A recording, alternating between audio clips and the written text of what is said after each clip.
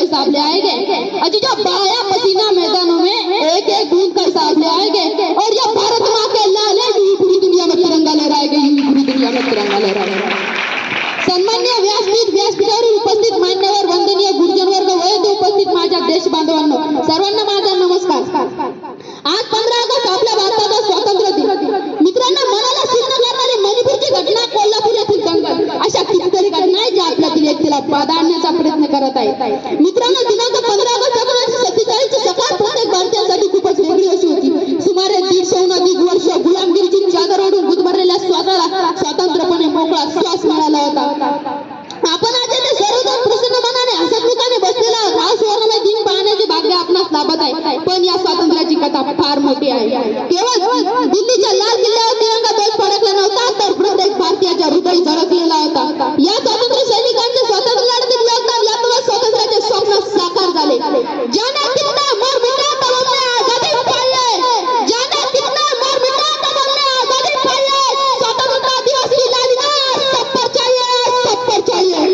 वीरांचे बलिदान, महापुरुषांचे मानकार यातूनच स्वातंत्र्याचे स्वप्न साकार झाले। स्वराज्य आम्हाला जन्मसिद्ध हक्क आहे आणि तो मी मिळवणार असा ठणकावून सांगणारा लोकमान्य टिळक, तुम मुझे खून दो मैं तुम्हें आजादी दूंगा असे खेचून सांगणारे सुभाषचंद्र बोस, मरा किंवा मरा असा टोकाचा संदेश देणारे महात्मा गांधी अशा अनेक महात्म्यांनी आपल्या प्राणाची आहुती दिली। इन्क्लाब जिंदाबाद अशा घोषणा भारतासाठी पसार झाले। भगतसिंग, राजगुरू, सुखदेव अशा कितीतरी क्रांतिकारकांचे योगदान स्वातंत्र्य लढ्यात अमूल्य आहे। मित्रांनो, काही देश विरोधक शक्ती, समाज विरोधक शक्ती तरुणांना हाताशी धरून वेगवेगळे आमिष दाखवून देशवादी बनवून जातीय धार्मिकता निर्माण करण्याचा प्रयत्न करत आहेत। आपल्या देशाच्या अखंडतेला, एकतेला बाधा आणण्याचा प्रयत्न करत आहेत। अशा या देश विरोधक, समाज विरोधक शक्तींवर वेळी जाळा घालणे, त्यांचा बंदोबस्त करणे आवश्यक आहे। त्यासाठी तरुणांनी वेळ जाळून जाणे राष्ट्राच्या दृष्टीने गरजेचे आहे। ज्या देशाला स्वतःचा स्वर्णिम इतिहास आहे, उज्ज्वल परंपरा आहे, प्रत्येकाला वाटते आपला भारत देश जागतिक महासत्ता बनला पाहिजे, विश्वगुरु बनला पाहिजे। त्यासाठी आपला भारत देश पैशाने समृद्ध नव्हे तर माणसाने समृद्ध बनला पाहिजे। त्यासाठी कुठल्याही नव्या टेक्नॉलॉजीची गरज नाही, तर त्यासाठी एकतेची, बोलीची, समतेची टेक्नॉलॉजी पाहिजे। त्यासाठी कुठल्याही मंत्रतंत्राची गरज नाही, तर त्यासाठी माणुसकीच्या मंत्राची गरज आहे। मित्रांनो, आपला भारत देश अत्याधिक मनुष्य असलेला देश आहे। प्रत्येक भारतीयाने जर ठरवलं तर देशाविषयी कर्तव्य भावना ओळखली तर आपला भारत देश नक्की विकसित होऊन जगाचे नेतृत्व करू शकतो। जाता जाता काही शहरांमध्ये पीठ पर वार कभी करते रहे, मारते गोली दुश्मन के सीने में, पीठ पर वार कभी करते रहे, मारते गोली दुश्मन के सीने में। अगर जानना है तो सरहद पर जाकर देखो क्या मजा है फौजी बनकर जीने में, क्या मजा है फौजी बनकर जीने में। दुनिया में मिल जाएगा आशिक कहीं पर वतन से ऐसी सनम नहीं होता, दुनिया में मिल जाएगा आशिक कहीं पर वतन से ऐसी सनम नहीं होता।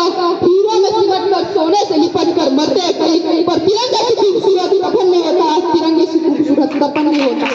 यहाँ गली गली में वीर मिलता है, या देश वीरों का खजाना है, या बच्चा बच्चा अपने वतन का दीवाना है।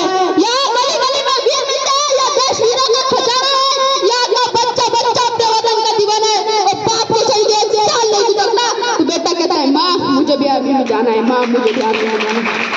जब भी खतरे में होगा सेना अमन और आवाज लगाएगा ये वतन, जब भी खतरे में होगा सेना अमन और आवाज लगाएगा ये वतन, तो लाखों सरफिले आएंगे सर पर बांध कर कफन, सर पर बांध कर कफन।